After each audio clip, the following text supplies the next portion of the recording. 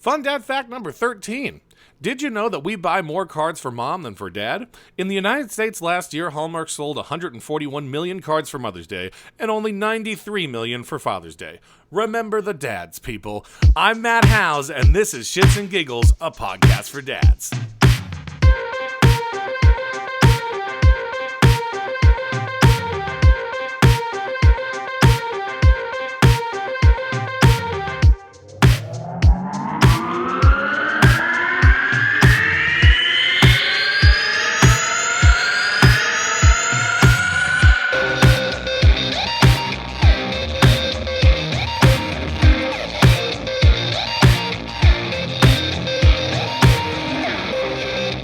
Hey there, winners. Welcome back to another fun-filled episode of Shits and Giggles, a podcast for dads. I'm Matt Howes, your host on the journey, on the trip, on the magical bus, the magic school bus of fatherhood. That's an ever-changing school bus that can get you in and out of any various situation based on its uncontained magical power. We are now farm to table, by the way. Just so you know, farm to table for all you people out there who support local economy. Had to delay the episode. I apologize for that. It's been a busy week. I've been helping my boss do a lot of things around the house, and it has just taken up a lot of my time, most of my energy. Happy Thanksgiving to everyone. I hope everyone has a fun-filled holiday and it gains 10 to 15 pounds of happiness and weight because... let's be real. Thanksgiving is one of the greatest holidays on earth because it's a food holiday. Green bean casserole is my jam. I don't know about you. And, you know, thinking back to when I was a child, when I was a kid, I did not eat a lot of stuff because because I was a stupid kid. That's why I didn't eat it.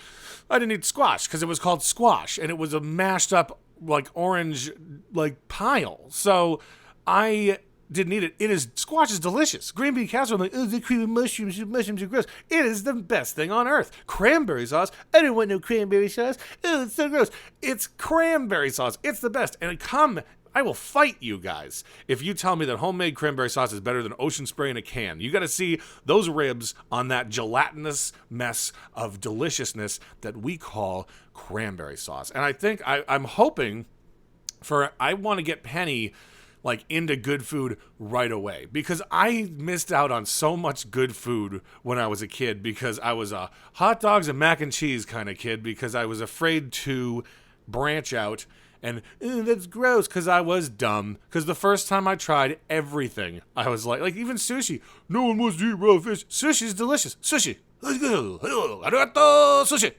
And listen, I hope that if I can impart some wisdom on you, I've been told that if you start your kids on vegetables first, not fruits, they develop a taste for vegetables. Because if you get them fruits, they're going to like the sugar. So I'm going to try and get Penny to be all up in regular foods. You know, and I know that there's a school of thought out there that your kid eats what you eat. That's a new way to raise your kids with food. I don't like that one necessarily. I think we're going to do puree food for a while until she's ready to eat food because I feel like there's a lot of choking hazards there. You know, if I'm having they're like, yeah, if I have a steak, she has a steak. I'm like, okay, well that scares me a little bit, but whatever. I do want to. I guess how about we just roll right into the favorite fun-filled segment, a little bit of dad advice. They say that necessity is the mother of invention, and I just I call this the diaper saddlebags. So we have our crib very close to our changing table. We do have a place to put the diapers, but it's always, it's how the diapers come in 2 rows of diapers in a sealed pack. At least our Kirkland brand ones do. So the crib is right next, on my right. The changing table is directly in front of me. And so what I've been doing, laziness is also the mother of all invention, is I've been cracking the thing in half like an egg, and draping it over one, either side of the crib's railings, and I've just been pulling from there. It's very convenient, and my wife was like, "Oh, well, did you do that?" And I'm like, "Yeah, I did," because I was tired of reaching under the table to grab new diapers. So do the diaper saddlebag. It's very simple. Crack it open, split it down the middle. Don't cut it all the way. Just cut the top, and then bend it over the side of your crib. And that's only if you have a situation like I do. And that's today's bit of dad advice. All right, guys, we're gonna get into a good episode today. Lots of prepared material. I had a little extra time. I was actually almost bereft of material on Monday, which really worried me because I didn't know if I had enough to even come up with a 20-minute episode. And then, well, the world got in the way, and here we are. I have plenty of content for you guys, I think, today. Not like a 2 hour, not a 1 hour. You're somewhere in the 30 to 40 minute range, but good solid stuff, not just reaching. Like I said, I have been working like crazy this week, and doing a lot of hanging up stuff, packing U-Hauls, packing storage units and stuff for my boss. He's moved back to Malibu, and I had to yesterday, actually, Tuesday, I had to hang a bunch of guitars in his house. Now, I bought a U-Haul also to pack up his house. I did not bring my tools with me. So first off, I thought I was going to have to drive the U-Haul, load the storage unit, drop it off, get in my car, and drive back, and that would have been a fucking nightmare of a day.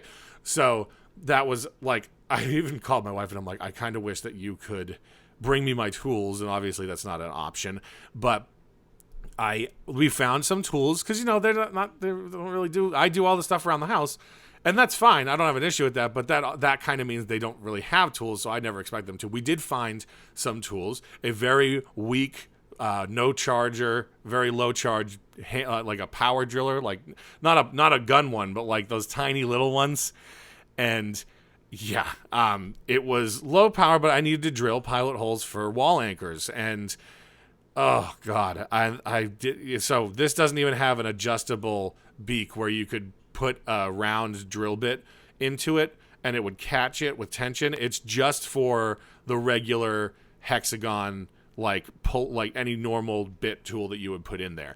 And I needed to drill. And I had the drills, but I didn't have any sort of way to do it. So I had to jerry rig a drill bit for this thing. And let me tell you, I did.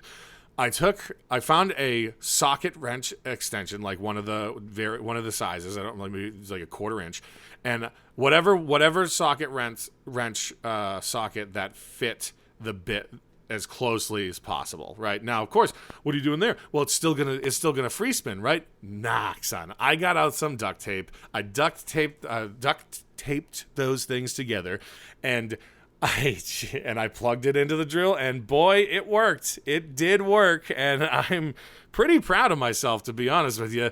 And I guess this is another case where necessity is the mother of all invention, because wow, and it worked. I ended up hanging all the stuff, packing the U-Haul, and my back's been killing me for all this work. But but my normal office gig is just kind of sitting around waiting to do stuff, and so I like accomplishing things. So this was it's been a pretty good couple weeks. I haven't been in my office. Like, in fact, I was gonna go today because I didn't have anything to do, and now I have something to do, today being Wednesday.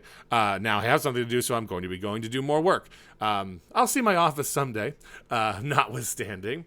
Moving past that, I just want to give you guys a little tip on, you ever need a drill bit and you don't have a drill, that's how you do it. That's how you do it, folks. Hello, everybody. Hello, everybody. Penny and the DMV. Yes, folks, I am getting myself a new vehicle. I bought my mother-in-law's car from her to replace my car, which has put up a good amount of miles. I put about 100,000 miles on it in the last, I'd say, 5 years. I drive a lot for my office, and even just my commute.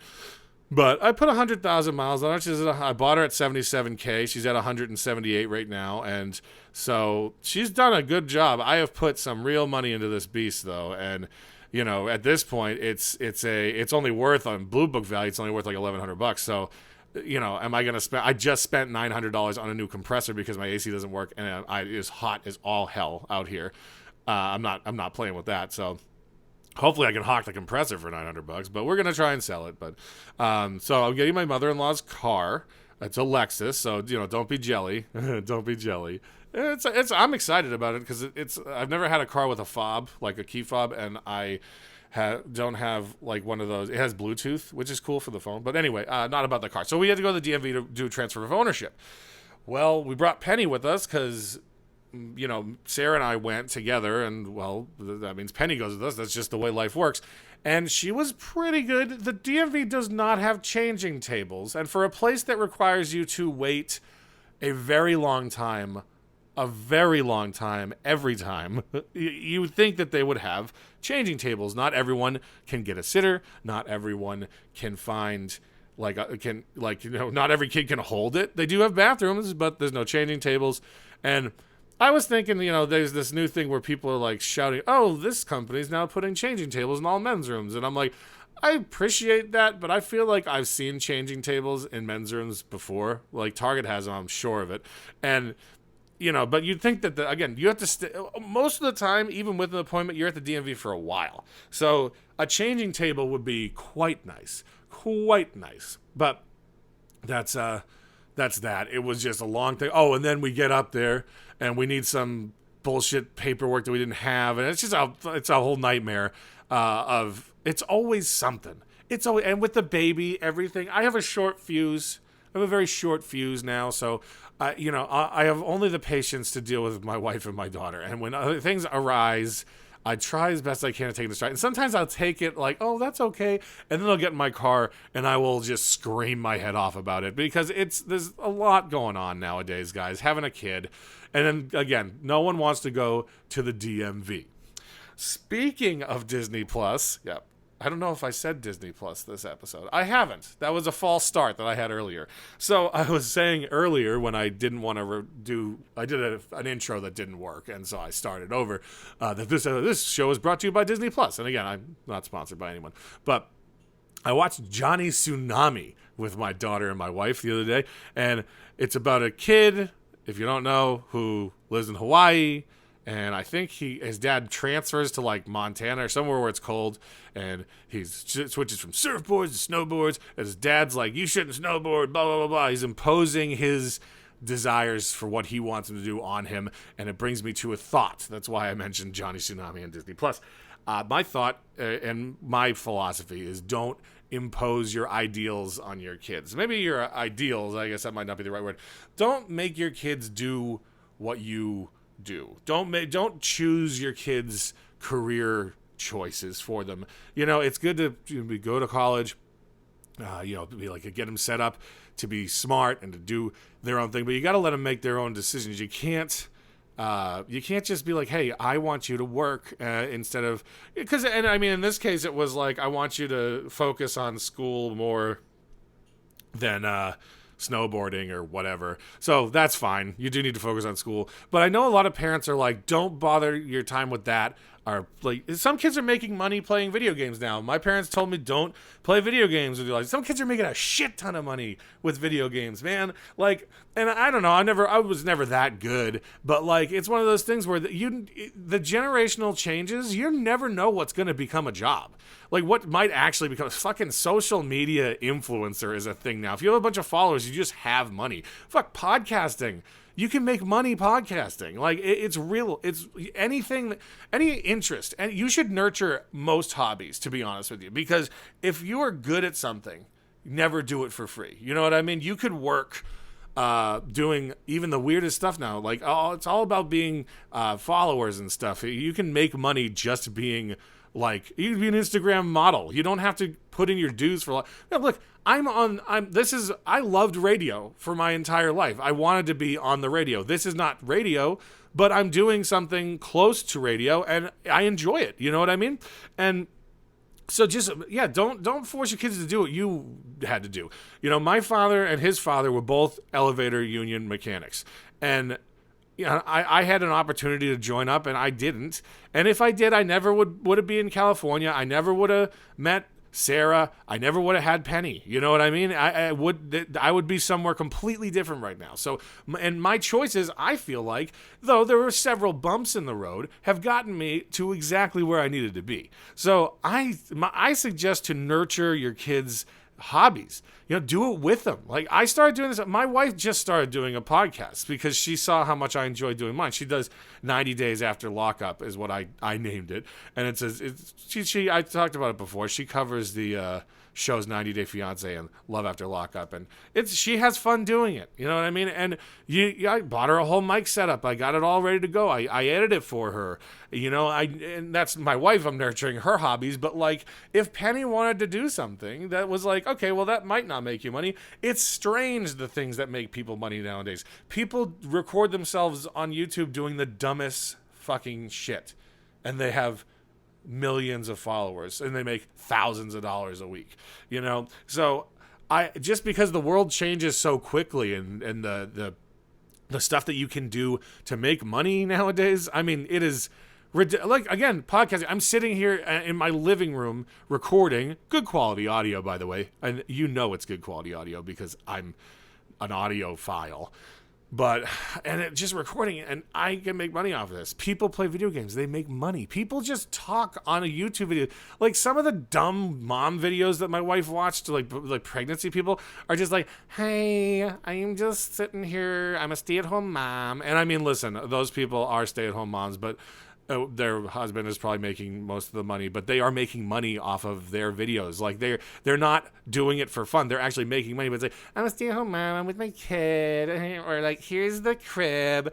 I only use organic, and I only want to do cruelty-free diapers, and no bad things. Yeah, and it's so bad because their audio quality is shit. It's so obnoxious. And, I would come out, she'd be up earlier than me. I'd come out and, be watching these stupid videos. But, it made my wife happy. So, I complained. Don't get me wrong, but I'm not super upset about it. But it does give me a look at some of the dumb things people can do to make money. And those people had sponsors and followers and all kinds of things. Lori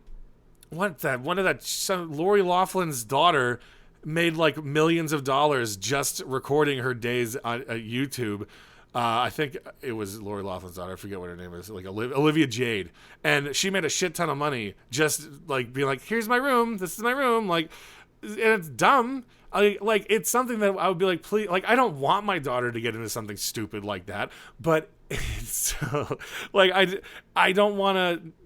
If she could make money off it, it's a career now to be a social media influencer. I don't like that that's a thing, but you got to roll with the punches. You really have to change with the times.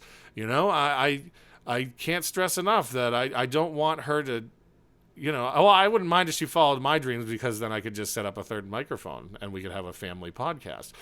And I can't wait, by the way, till she's old enough to talk, because I'll have her on the show constantly. Like, it will be amazing. I say this is a different topic.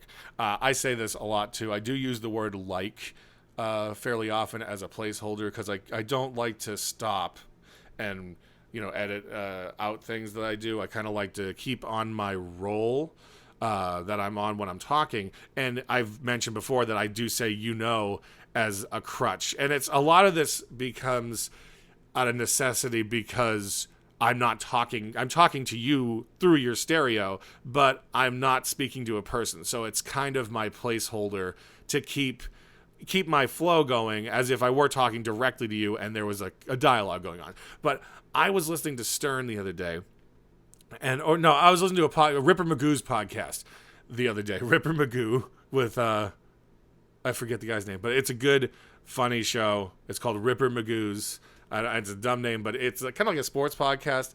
And he had on these two guys, two kids who were making money off of YouTube, doing stupid pranks on YouTube. They're making lots of money off of it. Like, they have a staff. Okay, that's not even what I'm talking about. These kids were on the show, and this is what I despise, because our teachers used to drill when we would say and I know I'm saying it, so it's going to be, it burns my head now that I think about it. They used to drill that out of us because it's an improper way of speaking, and it's a crutch. It's a vocal crutch. This kid was legitimately doing this and like that, as if it were a 1990s Valley Girl.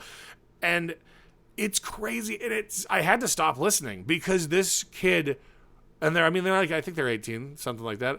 But oh no, they're probably like my age at this point. But it's not, I use it every so often. This kid, one sentence would be literally 5 likes to get out what he had to say. And it hurts to listen to. I had to turn it off. It literally drilled my head every time I heard it. It was boom, boom, boom every time I heard it. So try and get that. If you can avoid your kid using vocal crutches, I don't know how you do that, but I know I do it. I'm not saying I'm not a hypocrite in this sense. I do try to monitor what I'm saying, but when I get on a real roll, I don't really focus too much on what I'm saying. I focus on where I'm going, you know.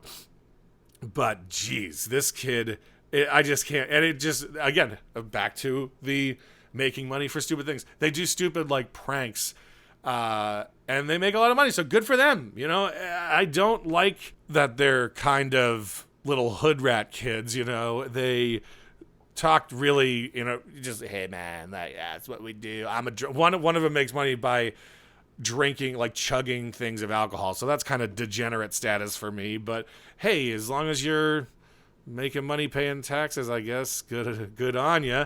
But yeah, that's how I feel about that. And just, again, don't impose your will on your kids. No, don't choose their careers for them. You can guide them. You know, I don't know what it's going to be like when Penny's, I remember, I'm only 4.5 months in, so all my advice is future tense, you know, but I'm working on it. We'll see. But I'm going to try and get her to just follow her own path as long as it makes money. It's not some like, I just like to do transcendental meditation. Well, TM I heard is pretty good, transcendental meditation. But I just like to go to yoga every day. Okay, that's spending money, not making money. Go to yoga, but then find a way to create income. Moving on. Everything in my house smells like formula. It's the new normal, guys.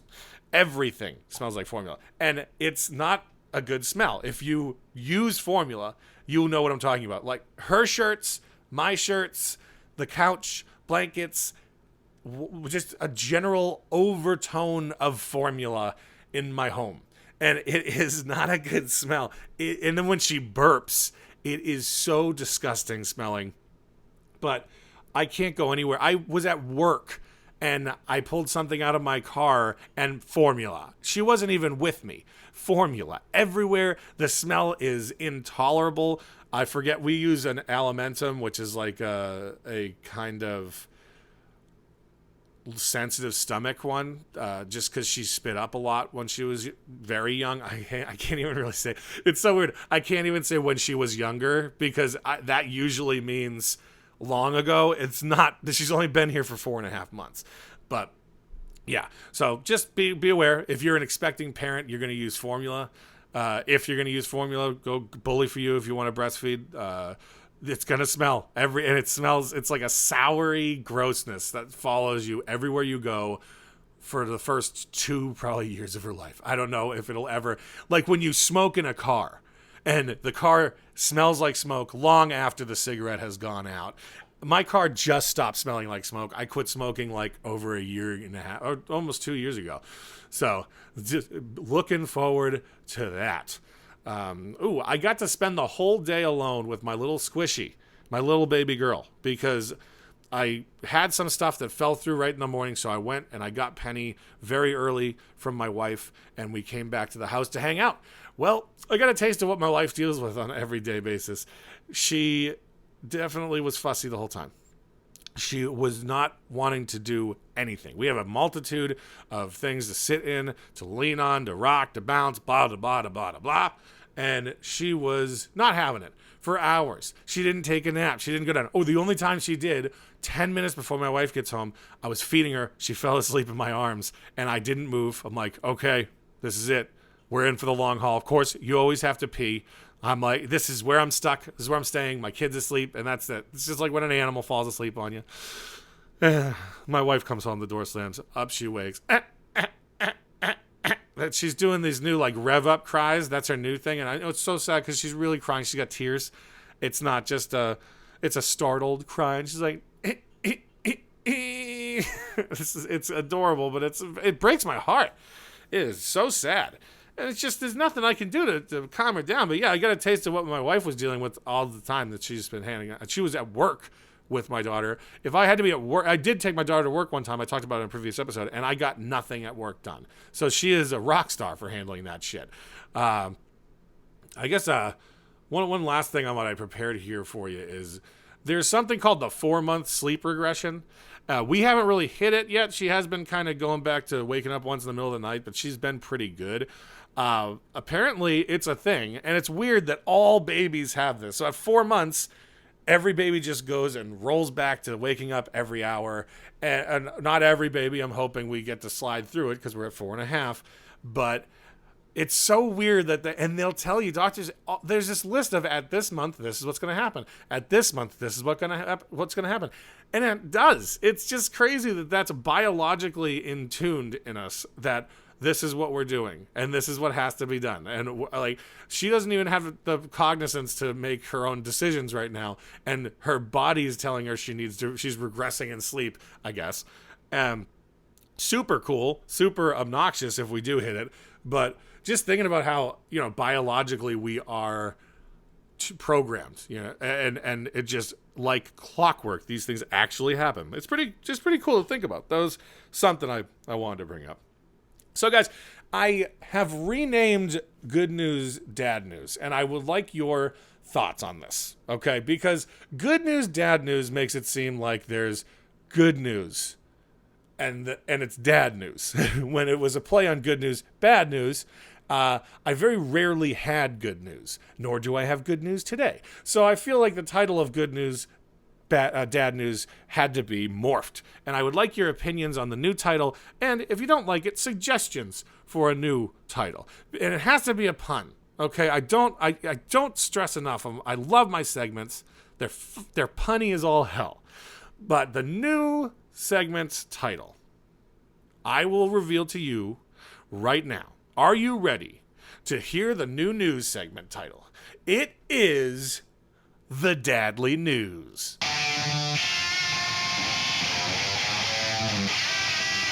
Good title, good pun, right? The Daily News, the Dadly News. Now, I'm not politically affiliating myself with this. I just couldn't think of another kind of newsy headline that would pun like the Dadly News.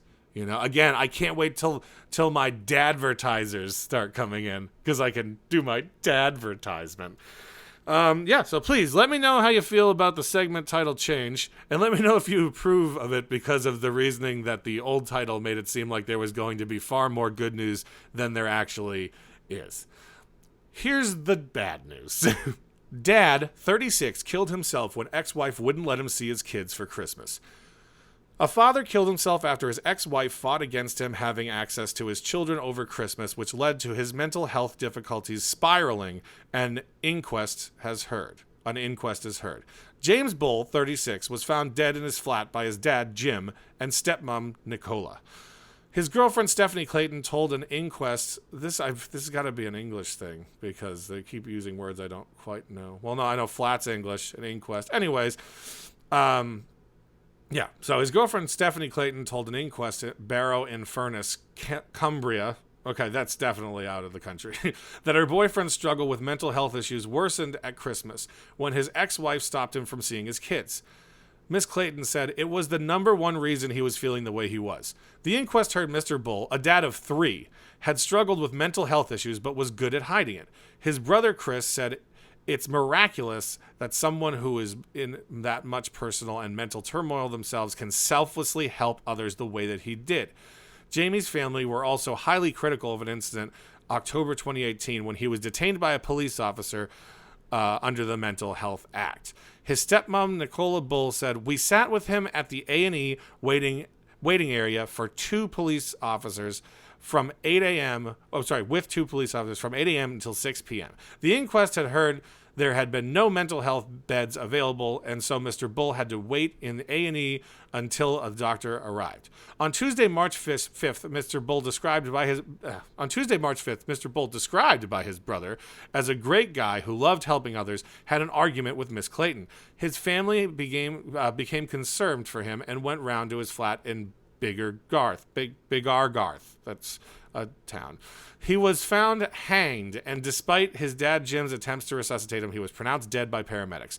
North Cumbria Integrated Care NHS Foundation Trust, which was responsible for acute mental health services when Mr. Bull was detained in October 2018, carried out an investigation after his death, which highlighted a number of lessons to be learned. A spokeswoman said, "We express our sincere condolences to the family and friends of Mr. Bull at this difficult time. The trust is not able to comment on this case at the time." Guys, this is a real issue. Moms out there, divorced parents, divorced kids, this is a huge issue. First off, mental health issues are becoming far more, or mental health problems and anything and seeking therapy is becoming far more acceptable and easier to seek help. But not letting your significant other see your kid. This is not the first time this has happened. I think I might have even read a different article several episodes ago about this. This is such a horrible thing, and that's not the right way out for sure. But you're not going to let someone see their kids, especially knowing that they have mental health issues and that this is going to damage them. You are punishing the kids, and you're going to cause an issue like this. It's horrid to think about that. First off, I was never allowed to see Penny. If I was unable to see Penny, I would be in a spiral of depression too. I would have to do something about it, and it's not. I'm hoping and I'm lucky that this is never going to happen. But it's just not letting the father of your children, 3 kids, a father of 3, was so distraught. And he did have mental health problems, but he worked through it. He was working, and this was the straw that broke the camel's back. And people will say stuff like, "Oh, well, he had other issues. It's not the same thing." No, there are perfectly normal, perfectly regular mental health state people that have gone this route because they feel that they're not being able to access their kids. They're so bad. The other person's poisoning the kids against them, and there's no way out. And that's what people will see, and that's what happens. And it's horrible. And I'm going to tell you right now, if you're listening to this show as a dad or a mom, and you're poisoning the kids against, even if he's not a great guy, you're just telling the kids, how shitty of a person he is, and you're not letting them see him, you're an asshole. Again, I've said this 100 times, and I'll stand by it. As long as the person wants to see their kids, you can hang out with them. You don't have to be like, you can be an adult, like, "Oh, I can't stand to be in the same room as him. I'm taking my toys and going away." Well, guess what? Get over it. The kids have a right to see their parents. They don't know anything about what the problem is that happened between the two of you. It's highly unlikely that it had anything to do with them, so they shouldn't be the ones blamed for it. And you withholding your kids, and then this guy killed himself because of it. How awful are you? How shitty of a person are you? And I hope that they arrest this woman. I know they won't, and I get it. But, like, she needs consequences. And now she's going to have 3 kids who don't have a father. But they probably were told how bad of a person he is because they were not being allowed to see him. So I'm sure that they're not going to even know. And they probably never will understand what happened because this mom probably got what she wanted. "Oh, no, he's gone. Good." What a piece of junk. That bothers me so badly to think that someone could do something so savage, and especially with someone who has you knew he had a bit like mental health issues, and that's fine. And people with mental health issues can live happy, normal lives, but you can't deny them access to their kids, especially, suicide and stuff like that is up so much around this time of year, Thanksgiving, Christmas, because people get so depressed with no families, blah, blah, blah. And that's just normal. Like, anyone can get that way. And just knowing that you're like, "Oh, sorry, you can't see your kids. Fuck you." No, fuck you, lady. Like, whatever happened between the two of you, and you can come and like try and tell me that I'm being obtuse because, "Oh, you don't know what happened. You don't know what happened." It's not your kid's fucking problem. Get that through your thick, stupid skulls. It's not your kid's problem what happened between the two of you, and you're denying your kids access to to not just a family member, their biological parents.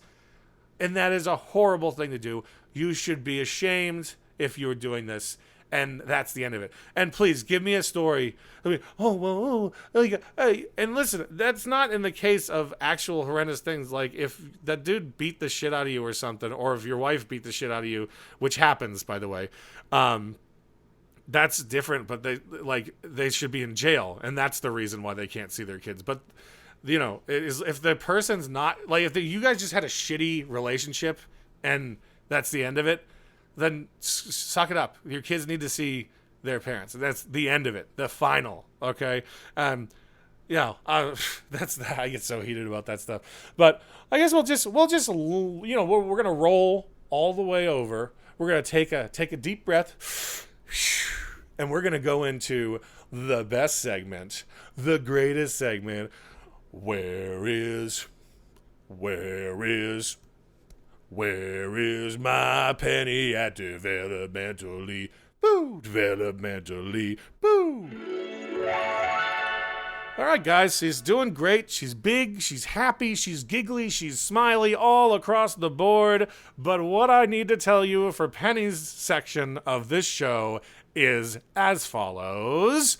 She finally got into goddamn daycare. Yes, she did. She is going to kindercare. She starts Monday. I'm so friggin' excited about this. Finally, we get this horrible experience of waiting and waiting and waiting and searching.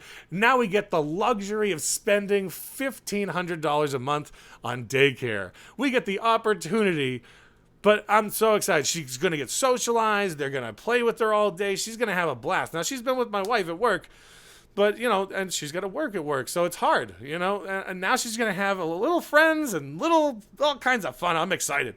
And, I got a car seat in my car. She's got a car seat in her car. I can go pick her up from daycare. She can go pick her up from daycare. It's going to be great. I'm so excited about this. And, it's going to be nice just to be able to, we put her in daycare and they can hold her till 6. Maybe my wife and I can go catch a movie after she gets out of work. We could take a few minutes and get used to. We already have separation anxiety. It's going to be hard. I miss her every day. Now she's going to have to deal with that. I've had weeks, months to deal with that because I've been back at work. So she's going to have to deal with that. I'm not looking forward to her dealing with that, but we'll figure it out ourselves. So she's in daycare. That's it. She's grabbing my arms. She's really got a good grip. She's cackling with laughing, and her smile lights up a room. Penny development section. In a nutshell. Everyone, I want to wish you from the bottom of my heart and my family's hearts a happy Thanksgiving. I hope everyone gets to enjoy the turkey and the food. If you can't get home to your family, I hope you have a Friendsgiving. It's going to be great. I'm excited. I got a big old smile on my face. It's going to be good. Going to be huge. Jane. Anyway. So please, and remember, drive safe. Don't drink and drive. It's not a good look on you. It's actually raining out here in California for the first time since this is Penny's first rain since she's been alive, and we needed it because of the wildfires. But they call it black ice out here when all the grease and the gasoline and the oil that's been on the roads slicks up the first 15 minutes of the rain. So there's an accident every corner sometimes, and people do not know how to drive in the rain out here because they never really have to deal with it, and it's obnoxious. I grew up driving in the rain. In fact, you had to learn how to drive in the sunlight in Boston because it was so rare and infrequent. But yeah, so it's going to be a good holiday, I think, guys. We got the grandparents are coming. Sarah's grandparents are coming down from Reading. We got all the families in town, I believe, and Penny's first Thanksgiving. It's going to be a fucking great time. So that's about it. I got to wrap up. I hope you enjoyed today's show, and I'm going to leave you, as I do every week, with my world-famous words of wisdom. My kid is better than your kid, and vaccinate your kids or keep them the hell away from mine. I'm Matt Howes, and this has been Shits and Giggles, a podcast for dads. You've just listened to one dad's perspective on parenting. This show is not meant to be an authority on how you should raise your kids. Did you enjoy the show? Don't forget to like, subscribe, and share on social media. Leave a review. Anywhere that you can find and download podcasts, you can find Shits and Giggles. Find us on Instagram, Twitter, and Facebook at shitsandgigs42 with 2 G's. Email us at shitsandgigs42@gmail.com. You can find us on YouTube as well by searching for Shits and Giggles, a podcast for dads. Don't forget, you can also call the hotline to leave a quick story about you as a parent at 818-835-2350. Thanks for listening. We'll see you next time.